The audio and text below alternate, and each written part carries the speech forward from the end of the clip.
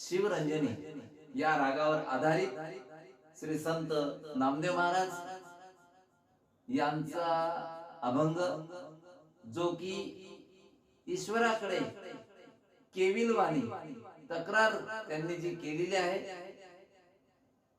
तो अभंग मी आपल्या समोर सादर करतो. आवडला तर नक्की लाईक करा. तुझा